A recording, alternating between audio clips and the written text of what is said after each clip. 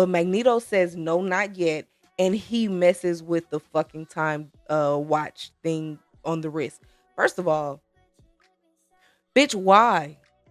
Like, don't get me wrong. This whole time I've been, Team Magneto. But like, why the fuck would you do that? What is wrong with you? What is up, heroes? And welcome back to Small Time World. I am your girl, Small Time Hero. Let's jump back into X-Men. I know. I'm making this like a thing of having to wrap up everything really, really quickly before we get to series finales. But hopefully, I won't have to do that because we should be back on schedule. So, as to move back on schedule, let's jump right in. All right. Okay. So, Rise of Apocalypse Part 2. So, where we left off is Ramatut has sent the weapon or sent a missile which shouldn't exist in that time to basically level this cave that the X-Men and Apocalypse and Logos and his men are in. So we see the aftermath of that picking up with this episode. Apocalypse is basically cradling Bow's body. Magneto creates a magnetic field around the X-Men to protect them. Bishop actually urges the X-Men to go back, but Magneto says no, not yet, and he messes with the fucking time watch thing on the wrist. First of all, bitch, why? Like, don't get me wrong. This whole time I've been, Team Magneto. But like, why the fuck would you do that? What is wrong with you? Like, this nigga is about to turn into Apocalypse, and you just like, no, we won't go yet. Like, I understand hope, but this is past hope.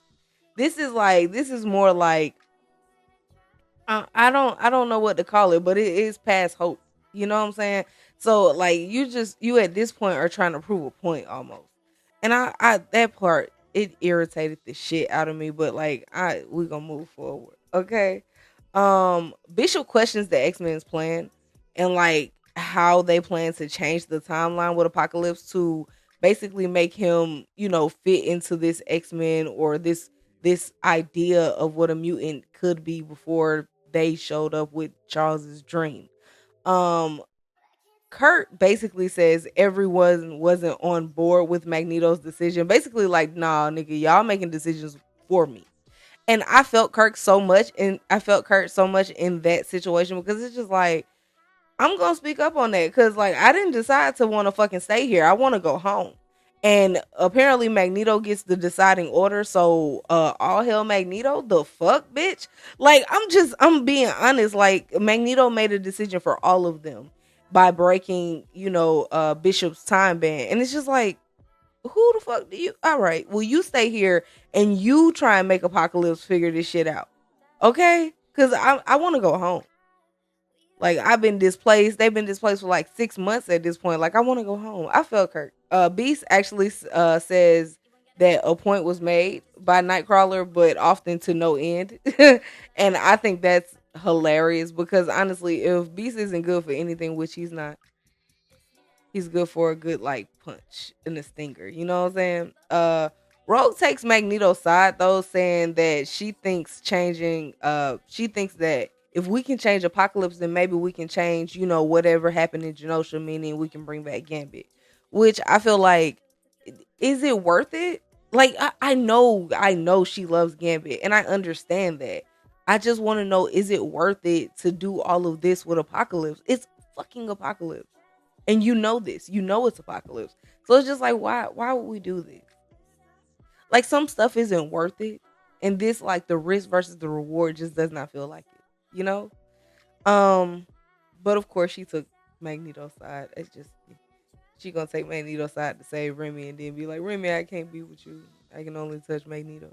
I don't know. All right, let me leave it alone. The X-Men actually initiate a vote about whether to stay or to go. And Magneto just breaks the time ban. Apocalypse learns that the X-Men are there from 5,000 years in the future. They kind of come to an uneasy alliance. You can kind of tell Apocalypse is very uh he's kind of like he's not fully on board, but he's like, okay, I'll listen.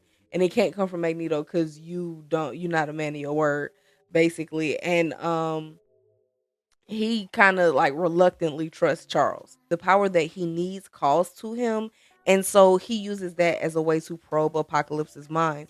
He does end up probing Apocalypse's mind, but when he does, he actually sees the same Eternal that he saw before in Logos's mind, like General Logos's mind, yeah.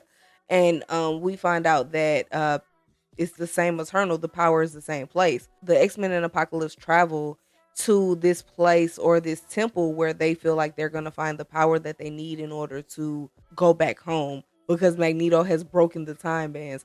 Even though they've already been able to go back home, this is so counterproductive. But anyway, the X-Men and Apocalypse basically start out to find the temple that this power is supposed to be in. And Apocalypse kind of is up, and Rogue is actually up too. And Apocalypse and Rogue actually have a conversation about what love means. I thought it was very interesting. Ramatut probes Xavier's mind and comes to Xavier uh, at the axis of time, which is really funny. Ramatut tries to get the celestial power that calls for Apocalypse, but Xavier refuses and says that Magnus will be able to change Apocalypse, something that I do not believe that he believed.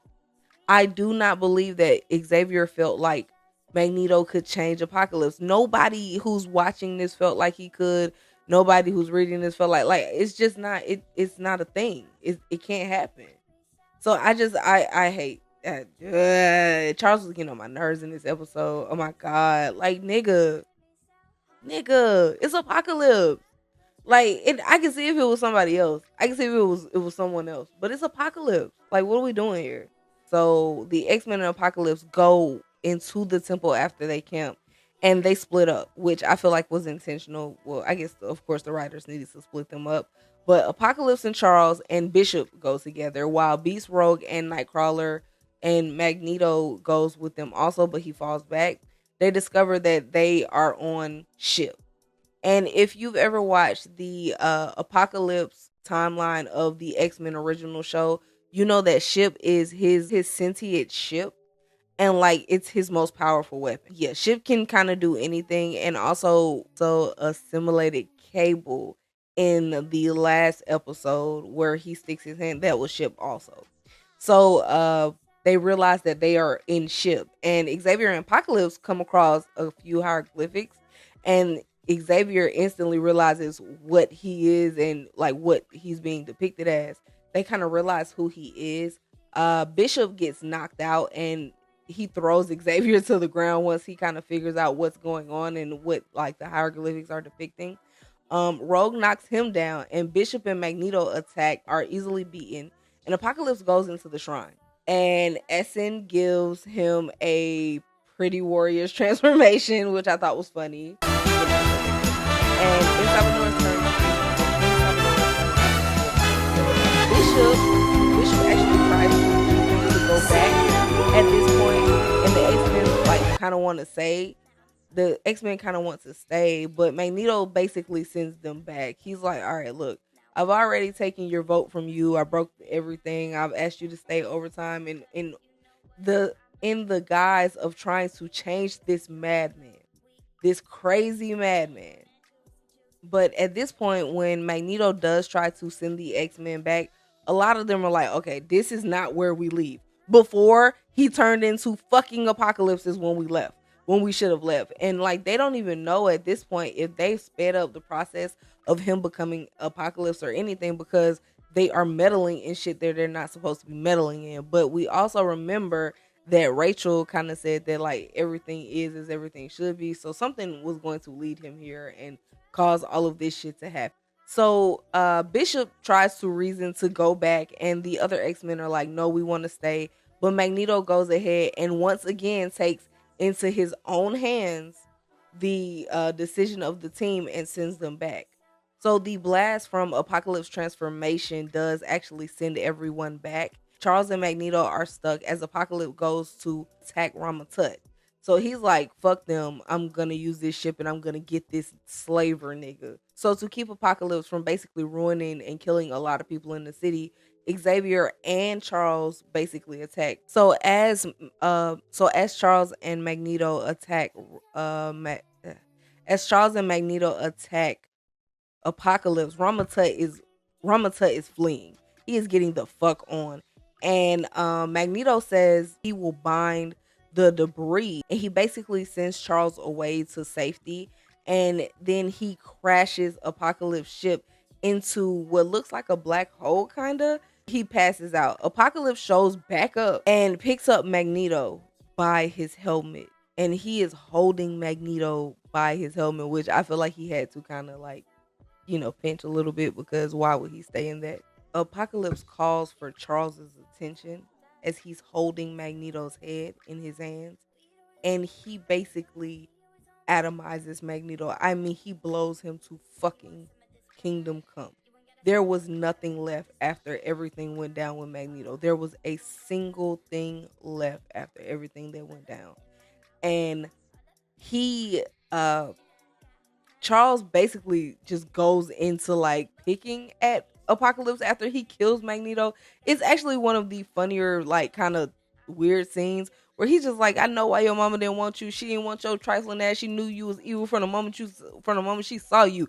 Like, this nigga could have been a battle rap. He could have been a battle rapper the way he was up there just like going in after this nigga has killed your mans. Like, I could see if he was like roasting your mans, but he just killed your mans and you like, oh fuck you nigga, you look, your mama never loved you nigga. She should have left your ass in the dumpster instead of the desert. Like, okay. Like, it's just I don't know. It was very like funny, but also I guess that's all he could do in that moment. So after so after Charles gets off his session, his roasting session on Apocalypse, he basically steps over Charles. Like, he puts his boot on Charles's face or on Charles's head, and he's basically like, I could smush you, but what's the point? You're a fucking ant to me. And rolls on.